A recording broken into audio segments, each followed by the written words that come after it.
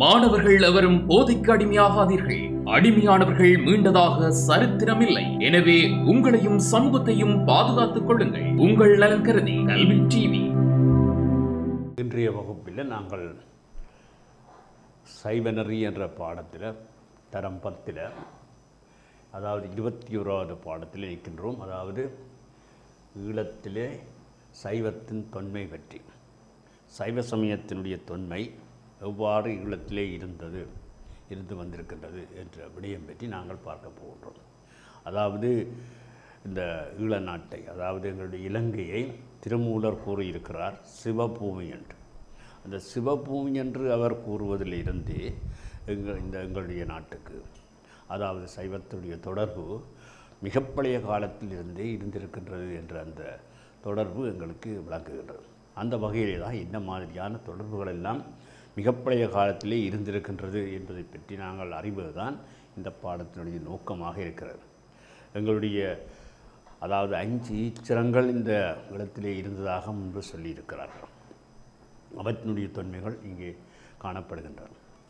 இப்படியாக இவைகளை பற்றி நாங்கள் ஆராய்கின்ற போது அந்த ஈழத்திலே சைவம் மிக பழைய காலத்திலேயே வேரூன்றி இருந்திருக்கின்றது என்ற அந்த உண்மை புலப்படுகின்றது. இங்கே பாடத்துக்கு போடுவோம். அதாவது தேவாரங்களுக்கு முந்திய காலம் என்று சொல்லுகின்றார்கள். தேவாரங்கள் பாடல் பெற்ற காலங்கள், அதாவது எங்களுடைய சமய குரவர்கள், அதாவது தேவார திருவாசகங்களை இசைத்த காலங்கள்.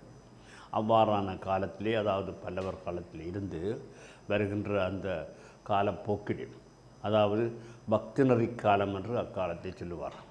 அந்த பக்திநெறி காலத்திலே இந்த சைவ நாயன்மார்களும் ஆழ்வார்களும் தங்களுடைய பாடல்களை மூலம் சைவத்தினுடைய தொன்மைகளை விளக்கி கொண்டு போயிருக்கின்றார்கள்.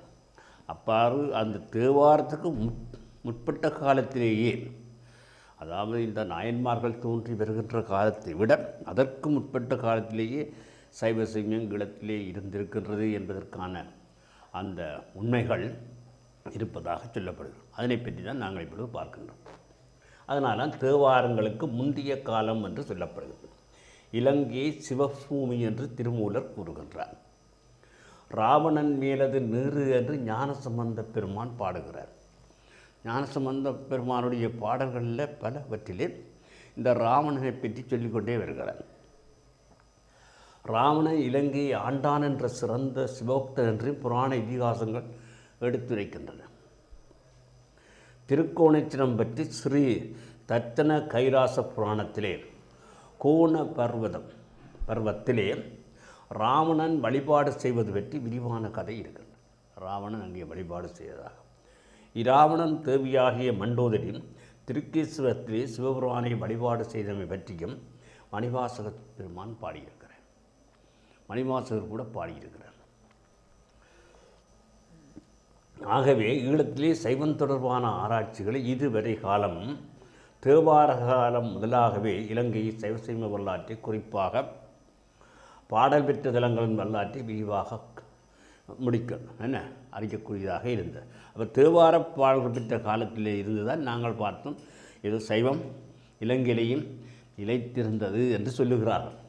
ஆனால் கடந்த சில வருடங்களிலே இலங்கையிலே ஆதிகால சைவ சமயம் நிலை பெற்றிருந்த சிறப்பினை அறிந்து கொள்வதற்கு இங்கே பெருமளவான சான்றுகள் கிடைத்திருந்தன. ஆகவே இந்த தேவார பாடல்கள் தோன்றுவதற்கு முதலே இலங்கையிலே சைவம் நிலைத்திருக்கின்றது என்ற அந்த தன்மையை நாங்கள் இங்கே காணக்கூடியதாக இருக்கிறது. அது எப்படி என்று சொல்லி பார்ப்போம். இங்கே தமிழ்நாடு, கேரளம், ஆந்திர பிரதேசம் ஆகியவற்றிலிருந்து இன்றைக்கு 2800 ஆண்டளவில் ஆண்டு முதலாக இலங்கையிலே குடியேறிய நாகர்கள் என்ற இனத்தவர்கள் சைவ சமயத்தை பரப்பினார்கள் என்று சொல்லப்படுகிறார். அதாவது நாகர்கள் இலங்கையினுடைய ஆதிக்குடிகளாக இருந்தமைக்கு பல சான்றுகள் சொல்லப்படுகின்றன. நாகதீவு என்று சொல்லுகின்ற ஒரு பாரம்பரியம் காணப்படுகிறது. நாகர்கள் வழிபட்ட இடங்கள் இங்கே சொல்லப்படுகின்றன. நாகர்களாலே வழிபட்ட இடங்களாக இன்றைக்கு நைனாதீவை குறிப்பிடுகிறார்கள். இப்படியெல்லாம் பல சான்றாதாரங்கள் பல இருக்கின்றன. ஆகவே கல்வெட்டுக்கள் பெருமளவில் பண்பாட்டு சின்னங்கள் காணப்படுகின்றன. கல்வெட்டுகளில் கூட இவ்வாறான அந்த செய்திகள் சேர்க்கப்பட்டு இருப்பதாக கூறப்படுகின்றன. அவை தமிழ் மொழியில் எழுதப்பட்டுள்ளன என்று சொல்லப்படுகின்றன. தமிழ் எழுத்து முறைக்கு மூலமான தமிழ் பிராமி வரி வடிவங்களிலே அவற்றை எழுதியுள்ளார்கள் என்று கூறுகிறார்கள். ஆலய தூண்களிலும் கடவுட் படிமங்களிலும் நந்தி, மயூரம், மூசிகம் முதலிய சிற்பங்களிலும் விளக்குகள், அம்மி, ஆட்டுக்கள், குளவி, சங்கு முதலான பொருட்களிலும் கடவுளின் பெயர்கள் பொறிக்கப்பட்டிருக்கின்றன. நாகர்களுக்கு சிறப்பாக உரியது நாக வழிபாடு. நாக வழிபாடு தான் நாகர்களுக்கு சிறப்பான வழிபாடு.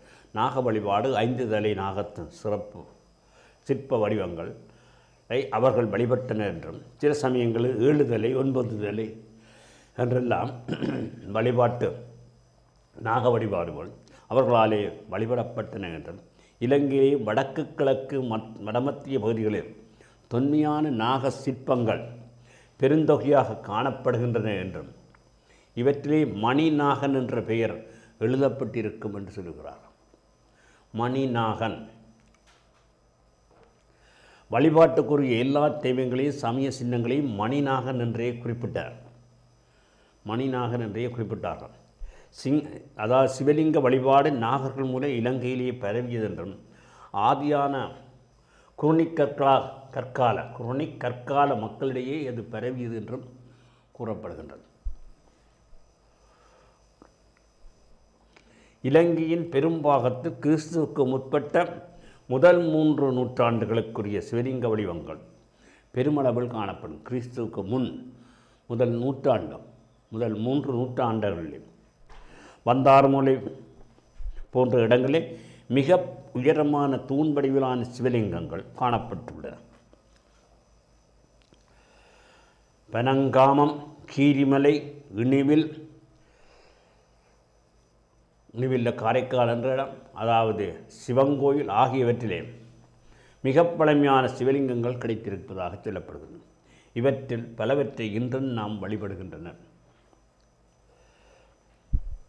பாடபெற்ற தலங்களான கோணேஸ்வரம், திருக்கேதீஸ்வரம் என்பன நாகமன்னர்களால் அமைக்கப்பட்டவை என்பது அண்மைக்கால ஆய்வுகளின் மூலம் தெரிய வந்திருக்கிறது.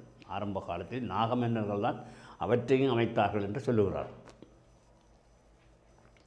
முன்னேஸ்வரம், திருக்கரசை, நகுலேஸ்வரம் என்பனவும் இவற்றை போன்ற பழமையுடையவை நாகர்களாலே அமையப்பெற்றவை என்று கூறப்படுகின்றன.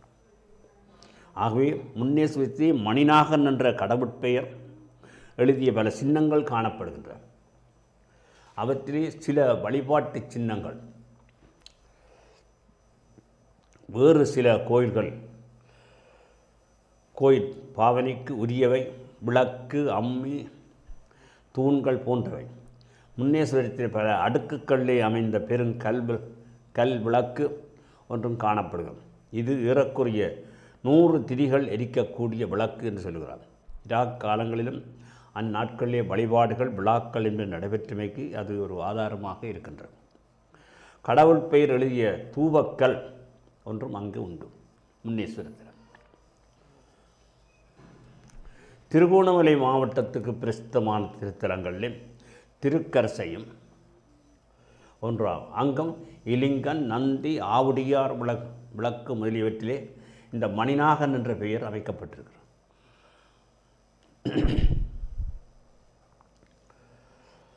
தாண்டவ கோலத்திலே சிவபெருமான் படிமம் ஒன்று கண்டி மாவட்டத்திலே கடலாதேன்ய என்ற ஊரிலே காணப்படுகிறது. அப்படிமத்திலும் சிவபெருமானைப் போலே குரங்கொன்றும் தாண்டவம் புரிவதாகவும் கூறப்படுகின்றது. பொல்லனறுவை, கந்தலாய், அன்றாதபுரம் போன்ற இடங்களிலே ஆவுடையார் சின்னங்கள் எழுத்துக்களோடு காணப்படுகிறது. இவற்றில் மணிநாகன் என்ற பெயர் காணப்படுவதும் குறிப்பிடத்தக்கது. அங்கே அந்த மணிநாகன் என்ற பெயர் குறிப்பாக கூறப்படுகின்றது. குமரக்கிரவர் கடவுள் வழிபாடும் கணபதி வழிபாடும் அக்கால சைவ சமயத்திலே களப்பற்றி வந்தது. இதனை பற்றிய பழந்தமிழ் நூல்களிலே கிடைக்காத சான்றுகள் இலங்கையிலே கிடைக்கின்றன. பெயர் பொறித்த விநாயகரின் படிமங்கள் சில இன்றும் காணப்படுகின்றன. மட்டக்களப்பு மாவட்டத்தில் வந்தார்மூலை என்னும் ஊரிலே நீர்முகப்பிள்ளையார் கோயில் என்று வழங்கும் ஒரு ஆலயம் உண்டு. அது முற்காலங்கள் சிவன் கோயிலாக அமைந்தது. ஏறக்குறைய 2000 வருடங்களுக்கு பழமையுடையவை உடைய சிற்பங்கள் அங்கு காணப்படுகின்றன. 5 தலை நாகம், நாகபந்த வடிவம், விநாயகரின் கலை எனப்புடைய சிற்பம், வைரவரின் வடிவம், அவரின் வாகனமாகிய நாயினுடைய வடிவம் என்றெல்லாம் காணப்படும். இவை யாவற்றிலும் மணிநாகன் என்று பெயர் எழுதப்பட்டிருக்கு.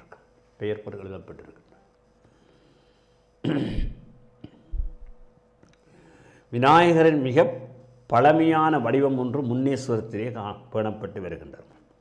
இது கிறிஸ்துவுக்கு முற்பட்ட காலத்துக்கு உரியது போல தெரிகின்றது. கணபதி வழிபாட்டின் சின்னமாக யானையை கொள்ளும் வழக்கம் அக்காலத்தில் காணப்பட்டது. யாழ்ப்பாணத்திலே பஞ்சலோக வடிவார்ப்பான யானையின் வடிவம் ஒன்று காணப்படுகிறது. இது துதிக்கையை நேராக நீட்டிய கோலத்திலே பார்க்கப்பட்டுள்ளது. மணிநாகன் என்னும் பெயர் பல இடங்களிலே பதிக்கப்பட்டுள்ளது.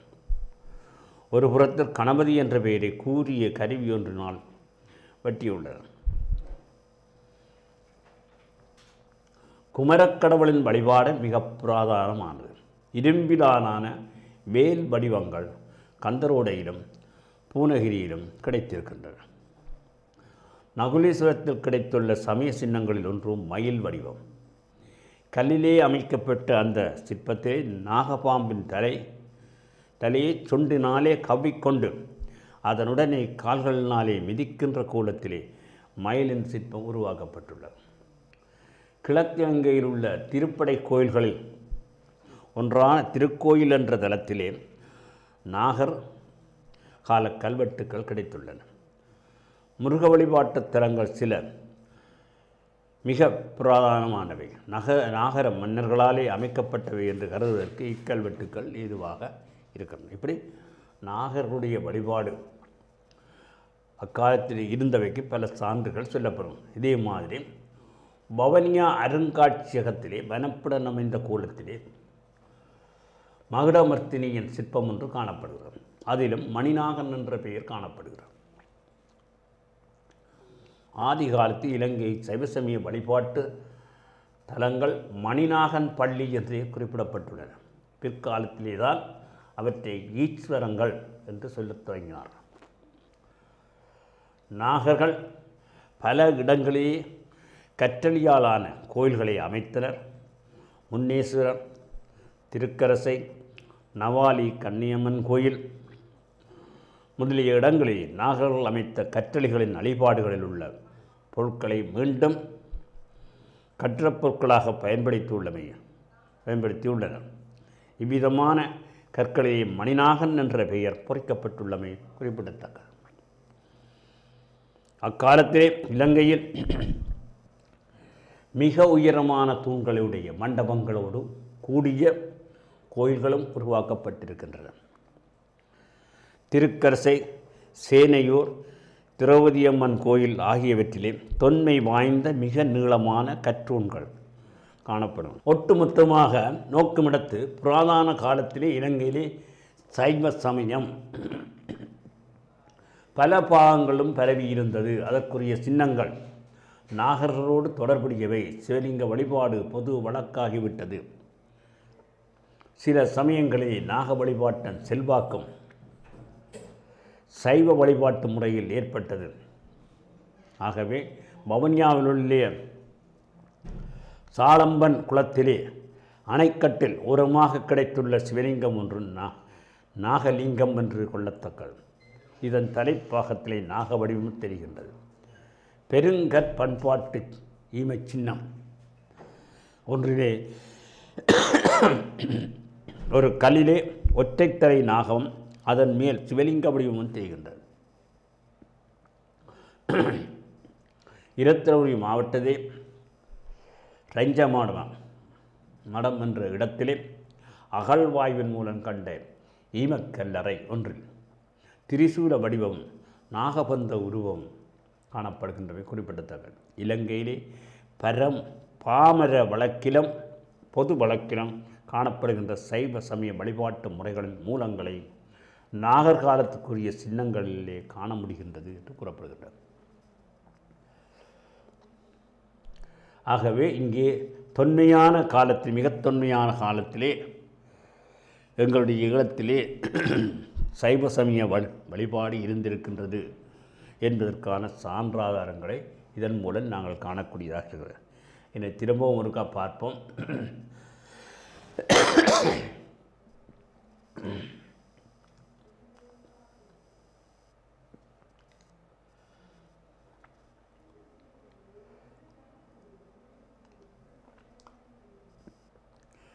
ஈழத்திலே சைவத்தினுடைய தொன்மை பற்றி நாங்கள் இதுவரையும் பார்த்தோம். தேவாரங்களுக்கு முந்தைய காலத்திலே இலங்கையிலே எவ்வாறு சமயநிலை இருந்தது என்பதற்கான ஆதாரங்கள் இங்கே சொல்லப்படுவதை நாங்கள் அவதானிக்கக்கூடியதாக இருக்கிறது. இலங்கையை சிவசூமி என்று திருமூலர் கூறுகின்றார். அது மட்டுமல்ல, எங்களுடைய ஞானசம்பந்த பெருமான் ராவணன் மேலது நீரு என்று ராவணனை சிறந்த சிவக்தன் என்ற அந்த வகையிலே அவன் புரியாதாரங்கள் நினைக்கின்ற தன்மையிலே அவனுடைய பெயர் குறிப்பிடப்படுறான். கோணேஸ்வரன் பற்றிய அதாவது ஸ்ரீ தர்சன கைலாச புராணத்திலும் கோணபர்வத்திலும் ராவணன் வழிபாடு செய்வது பற்றி விரிவான கதைகள் எல்லாம் இருக்கின்றன. ராவனுடைய தேவியாகிய மண்டோதரி திருக்கேஸ்வரத்திலே சிவபுராணை வழிபாடு செய்தவையெல்லாம் அக்காலத்திலே சொல்லப்படுகின்றன. இது மணிமாசகுன்ற பாடல்கள் எல்லாம் இருக்கின்றன. ஈழத்திலே சைவம் தொடர்பான ஆராய்ச்சி இதுவரை காலமும் தேவார காலத்துக்கு முதலாகவே இலங்கை சைவ வரலாற்றை, குறிப்பாக பாடல் தலங்களின் வரலாற்றை விரிவாக முடிந்தது.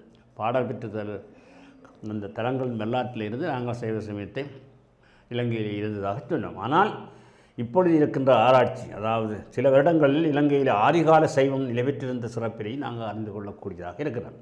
அவ்வாறான வகையிலே தான் 1800ஆம் ஆண்டுக்கு முதலாக இலங்கையிலே குடியேறிய நாகர்கள் என்ற இனத்தவர்கள் சைவ சமயத்தை பரப்பினார்கள் என்றும், பெரிய கல்வெட்டுகள், அவருடைய கல்வெட்டுக்கள் பெருமளவிலே வரலாற்று சின்னங்கள் காணப்படுவன என்றும், தமிழ் மொழியில் எழுதப்பட்டுள்ளன. தமிழினுடைய ஆரம்ப எழுத்து முறையாக தமிழ் பிராமி வடிவங்களிலே வடிவங்கள் எழுதியிருக்கிறார்கள் என்றும், ஆலய தூண்கள் கடவுள் படிமங்கள், நந்தி, மயூரம், மூசிகம் இவ்வாறான சிற்பங்களிலே கடவுளுடைய பெயர்கள் எல்லாம் பொறிக்கப்பட்டு, விளக்குகள், ஆட்டுக்கள், அம்மி, குழவி இவற்றையெல்லாம் பெயர்கள் பொறிக்கப்பட்டு, நாகர்களுக்கு சிறப்பாக உரியதாக நாக வழிபாடு, 5 தலை நாகம் அதாவது பல வடிவங்களில் 7 தலை நாகம், 9 தலை நாகம் என்ற வடிவங்கள் எல்லாம் அவர்களால் வழிபடப்பட்டன என்றெல்லாம் சொல்லப்படும்.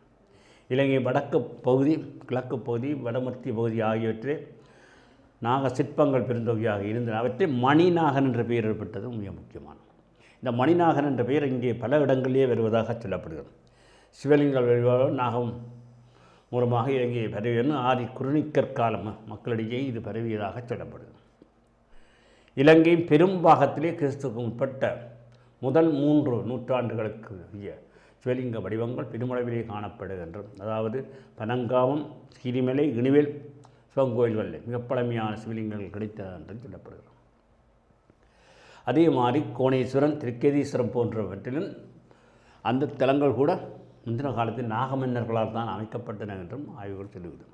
இதே மாதிரி முன்னேஸ்வரன், திருக்கரிசை, நகுலேஸ்வரம் என்பனவும் அவற்றை போன்ற பழமையானவை என்றும் நாகர்களால் அமைக்கப்பட்டவை என்றும் கூறப்படுகிறது.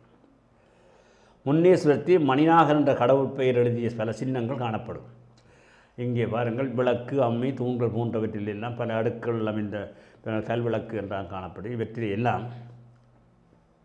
இங்கே கடவுள் பெயர்கள் தூவக்கல் ஒன்றிலும் காணப்படுது.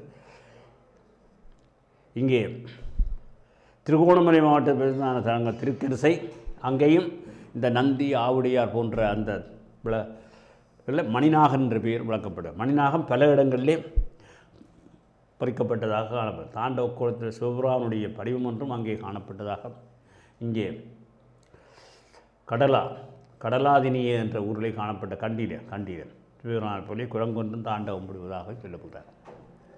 இவ்வாறு பொன்னிலை, கந்தளை, இலங்கையினுடைய பல வகை மன்றாபுரம் போன்ற இடங்களிலே இவ்வாறு மணிநாகன் என்ற பெயர் குறிப்பிட்ட சின்னங்கள் காணப்படும். அதே மாதிரி கணபதி வழிபாடு, குமர கடவுள் வழிபாடு என்றும் பல நாடுகளிலே இருந்திருக்கின்றன. இவ்வாறு பல பெயர்கள் பொறித்த விநாயக படிமங்கள், இன்றும் காணப்படுகின்றன. மட்டக்களப்பு மாவட்டத்தில் வந்தாரமூலை என்ற இடத்திலேயே நீர்முகப் பிள்ளையார் கோயில் என்று வழங்கப்படுகின்ற ஒரு ஆலயம் இருக்கின்றோம். அங்கேயும் இவ்வாறான சிற்பங்கள் இருக்கக்கூடிய 2000 வருடங்களுக்கு பழமையுடைய சிற்பங்கள் அங்கு காணப்படுகின்றன. 5 தள்ளினாகன், நாகபந்த வடிவன், விநாயகரின் கலைவரைப்பான சிற்பம், வைரவ வடிவன், நாயனுடைய என்றெல்லாம் இவையெல்லாம் காணப்படும். இன்னும் விநாயகரின் மிக பழமையான வடிவம் ஒன்று முன்னேஸ்வரத்தில் இன்றும் பேணப்படுவதாக சொல்லப்படும். அதாவது விநாயகர் வழிபாட்டிலே யானையை வழங்குகின்ற அந்த யானையை கொள்ளுகின்ற வழக்கமும் அங்கே வந்து காணப்படும். இவ்வாறு யாழ்ப்பாணத்தில் பஞ்சலோக வார்ப்பான ஒரு யானையினுடைய வடிவம் ஒன்று காணப்படுவதாக சொல்லப்படுகிறது. இங்கே இந்த மணிநாகர் என்ற பல இடங்களிலே இடம்பெற்றதாக சொல்லப்படுகிறது. குமரக்கடவுள் வழிபாடு மிக பிரதானமான இரும்பிலான வேல் வடிவங்கள் கந்தரோடையிலே பூநகரியில் எல்லாம் கிடைத்ததாக சொல்லுகிறார்கள். அதே நவுலேஸ்வரத்திலே கிடைக்கப்பெற்ற ஒரு அந்த மயில் வடிவம், அதாவது நாகத்தினை மிதித்து உடல்கள் கால்களை வைத்துக்கொண்டு மிதிக்கின்ற கோலத்திலே மயிலின் சிற்பம் உருவாக்கப்பட்டது என்றையும் காணப்படும். இவ்வாறு கிழக்கிழங்கையில் உள்ள திருப்படை கோயில்கள் ஒன்றான திருக்கோயிலையும் அங்கே நாகர்கள் கால கல்வெட்டுக்கு கிடைத்ததாக சொல்லப்படுகிறது. இவ்வாறு பல்வேறு தலங்களில் மிருக வழிபாட்டு தலங்கள் சில பிரதானமானவை என்று நாகமன்னர்களால் அமைக்கப்பட்டவை என்று கருதுவதற்கு இந்த கல்வெட்டுகள் எங்களுக்கு உதவும். இவ்வாறு வவுனியா அருங்காட்சியகத்திலே வனப்படும் அமைந்த கோலத்திலே அமைந்த மகுடாசன் சிற்பம் ஒன்று காணும். அதிலேயும் மணிநாகன் என்ற பெயர். இப்படி மணிநாகன் பல இடங்களிலே இருக்கா. மணிநாகன் பள்ளி என்று குறிப்பிடப்படுகின்ற இலங்கையிலே இந்த இவை அவைதான் ஈச்சரங்கள் ஈஸ்வரங்கள் என்று பிற்காலத்திலே தொடங்கினார்கள் சொல்லப்படும். இப்படி நாகர்கள் பல இடங்களிலே கற்றளியாலான கோயில்களை அமைத்தனர் என்றும் முன்னேஸ்வரன், திருக்கேசை, நவாலி கண்ணியம்மன் கோயில் முதலான இடங்களிலெல்லாம் நாகர்கள் அமைத்த கற்றளி வழிபாடுகள் காணப்படுவதாகவும் என்ன மணிநாகர் என்ற பெயர் பொறிக்கப்பட்டுள்ளவை இங்கே கூறப்படப்படும். இலை மிக உயரமான தூண்களுடைய மண்டபங்களோடு கூடிய திருக்கோயில்கள் உருவாக்கப்பட்ட திருக்கேசை, சேனையூர், அதாவது திருவள்ளியம்மன் கோயில் ஆகியவற்றிலே 90 நீளமான கற்றூண்கள் இருந்ததாகவும் இவையெல்லாம் நார்காலத்துக்குரிய தமிழ் எழுத்துக்களில் காணப்பட்டதாக கூறப்படும். ஒட்டு மொத்தமாக பார்க்கிற போது புராண காலத்திலே பிரதான கால இலங்கையிலே சமய இலங்கை பல பாகங்கள் பரவி இருக்கின்றன. நாங்கள் எல்லா பாகங்களையும் பார்த்துருக்கோம். இங்கே எல்லாம் சிவலிங்க வழிபாடுகளெல்லாம் எல்லா இடங்கள்லேயும் இருந்திருக்கின்றன. நாக வழிபாடு இருந்திருக்கின்றன.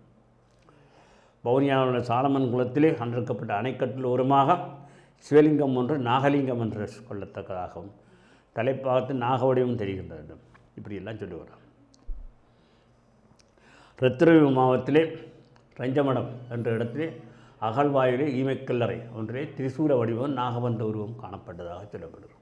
இப்படி இலங்கையின் பாமர வழக்கிலும் பொது வழக்கிலும் காணப்படுகின்ற சைவ சமய வழிபாட்டு முறைகள் மூலங்களை நாங்கள் நாகர்காலத்துக்குரிய சின்னங்களாக காண முடிகிறது. இப்படி இலங்கையிலே பல்வேறு இடங்களிலே நாக வழிபாடு இருந்திருக்கின்றது. அது இவ்வாறான சின்னங்கள் மூலம் எங்களுக்கு தெரிய வருகிறது. இன்றைக்கு நாங்கள் பயிற்சிக்கு போவோம். பின்வரும் வினாக்களை நாங்கள் பார்ப்போம். இலங்கையை சிவபூமி என்று சிறப்பித்தவர் திருமூல நாயனார். இலங்கையை சிவகுப்த அரசாண்டவன் என்று இதிகாசங்களில் குறிப்பிடப்படுபவன் ராவணன். அவனை போற்றிய அருளாளர்கள் அங்கே ஞானசம்பந்தர் பாடியிருக்கிறார். அடுத்து மாணிக்கவாசகர் பாடியிருக்கிறார். இந்த இடத்திலே நாங்கள் ஸ்ரீ தட்சண கைலாச புராணம் எந்த தலத்தை பற்றி சொல்லுதுன்னு சொன்னால் அங்கே திருக்கோணேஸ்வரத்தை பற்றி சொல்லுகின்றார். நாகர்கள் எவற்றை வழிபட்டார்கள்? நாகர்கள் நாகங்களை வழிபட்டார்கள். நாக வழிபாடு 5 தலை நாகம், 9 தலை நாகம் என்றெல்லாம் சொல்லப்படுகிறது. மிக பழமையான சிவலிங்கங்கள் இலங்கையிலே எங்கு கிடைத்திருக்கின்றன?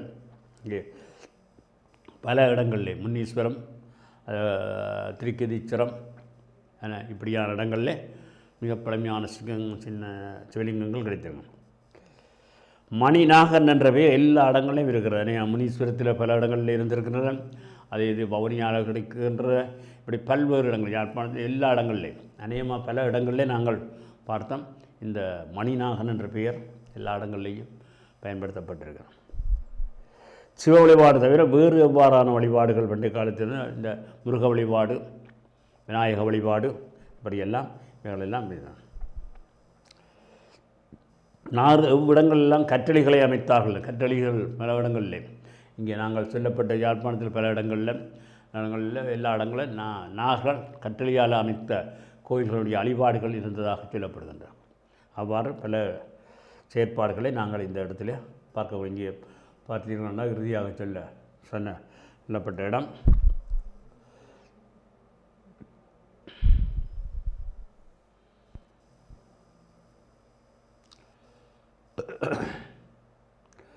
பல இடங்களில் கற்றளியான கோயில்களை அமைத்தார்கள். முன்னேஸ்வரன், திருக்கேசை, நவாலி போன்ற இடங்களில் இந்த நாகர்கள் அமைத்த கற்றளியான வழிபாடுகள்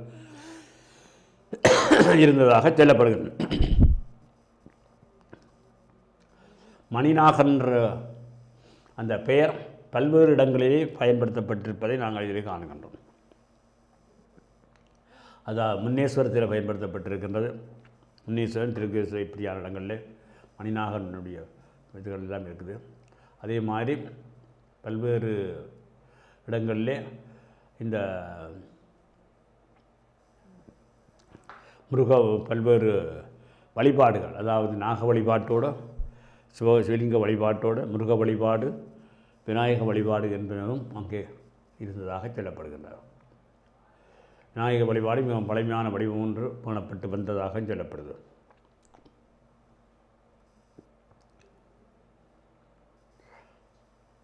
இங்கே குமரக்கடவுள் வழிபாடு, விநாயக வழிபாடு இருந்தன சொல்லியும் பழந்தமிழ் நூல்களில் இலங்கையில் கிடைக்கின்றன. இந்த பேர்பொருத்த விநாயகர் என்றும் காணப்படுகின்றன. மட்டக்களப்பு மாவட்டத்தில் உள்ள நீர்முக பிள்ளையார் கோயில் என்று வழங்க பிள்ளையார் கோயிலெல்லாம் இருந்திருக்கின்றன. இவை பற்றியெல்லாம் இங்கே பார்த்துருக்கிறோம்.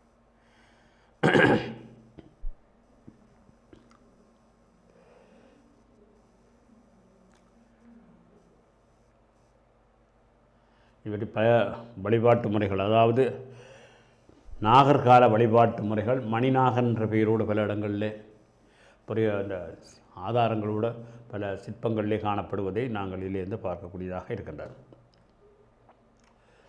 இந்த நாயினுடைய பல இவற்றிலே மணிநாகன், விநாயகர், அஞ்சலிநாகன், நாகபந்திர வடிவம், மற்ற விநாயகர் காணக்கூடிய வடிவம், இவற்றில் எல்லாத்தையும் நாயினுடைய இவற்றில் எல்லாம் இந்த மணிநாகன் என்ற பெயர் தான் இடப்பட்டிருக்கு.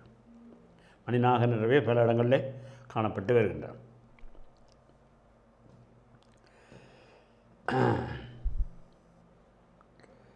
ஒட்டுமொத்தமாக நாங்கள் பார்க்கிற போது எல்லா இடமும், அதாவது இலங்கையினுடைய பல பாகங்களிலேயும் இந்த நாக வழிபாடு அல்லது சிவலிங்க வழிபாடு, சிவசிம்ம வழிபாடுகள் இருந்திருக்கின்றது என்று சொல்லுகின்ற அளவிலே எல்லா இடங்கள்லேயும் இந்த வழிபாட்டு முறைகள் இருந்திருப்பதாகவும், அதாவது நாக வழிபாடு நாக வழிபாடு இருந்திருக்கின்றது என்ற விடயத்தை நாங்கள் இதை காணக்கூடியதாக இருக்கின்றோம்.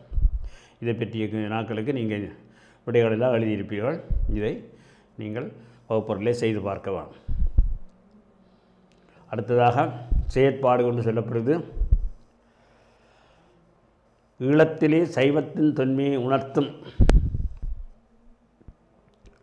சாசனங்கள், மற்றது தூண்கள், ஆலயங்கள் முதலியவற்றின் படங்களை தேடி காட்சிப்படுத்துவது. இது நீங்கள் வகுப்பறையில் இவற்றை செய்து பார்க்கலாம். இவ்வாறு நீங்கள் இவற்றினுடைய செயற்பாடுகளை செய்து பார்க்கலாம். நாங்கள் அடுத்த பாடம் ஈழத்தினுடைய ஆலயங்கள் பற்றி நாங்கள் பார்க்க வேணும். ஈழத்தினுடைய ஆலயங்களை பார்ப்பதை நாங்கள் அடுத்த வகுப்பிலே நாங்கள் செய்து கொள்ளலாம். இதுவரையில் நாங்கள் பார்த்ததை சுருக்கமாக நான் சொல்லுவோமா இருந்தால், ஈழத்திலே சைவத்தினுடைய தொன்மை, அதாவது தேவார காலத்துக்கு முற்பட்ட காலத்திலேயே எங்களுடைய சைவ சமயம் ஈழத்திலே இருக்கின்றது என்பதற்கான சான்றாதாரங்களை நாங்கள் இதுவரை பார்த்தோம். ஏனென்றால் நாங்கள் இதுவரை காலமும் நாங்கள் பார்த்து கொண்டு வந்து தேவாரங்களிலே கூறப்படுகின்ற அந்த செய்திகளில் இருந்து எங்களுடைய திருக்கேதீஸ்வரன், திருக்கோணேஸ்வரத்தை வைத்துக்கொண்டு நாங்கள் இலங்கையிலே சைவம் இருந்தது என்று சொல்லிக்கொண்டு வந்தோம். ஆனால் அது மட்டுமல்ல, இன்றைக்கு பல பாகங்கள், இலங்கையின் பல பாகங்களிலே நாகர்களுடைய வழிபாடு இருந்திருக்கின்றது, நாக வழிபாடு இருந்திருப்பது என்றக்கூடிய சான்றாதாரங்களைத்தான் நாங்கள் இதுவரையில் நாங்கள் பார்த்து வந்திருக்கிறோம். ஆகவே இதுதான் இதுவரையில் நாங்கள் எங்களுடைய சைவ சமயம் இலங்கையிலே மிகப்பழைய காலத்திலே இருந்திருக்கின்றது என்ற அந்த விடயத்திலே நாங்கள் இதுவரையும் பார்த்த பகுதிகள். இத்தோடு இந்த வகுப்பை நிறுத்திக் கொள்கின்றேன். நன்றி. கல்வி டிவியில் புத்தம்புது நிகழ்ச்சிகளை உடனுக்குடன் பார்த்து மகிழ எமது ஃபேஸ்புக் மற்றும் யூடியூப் பக்கத்தை லைக் செய்யுங்கள்.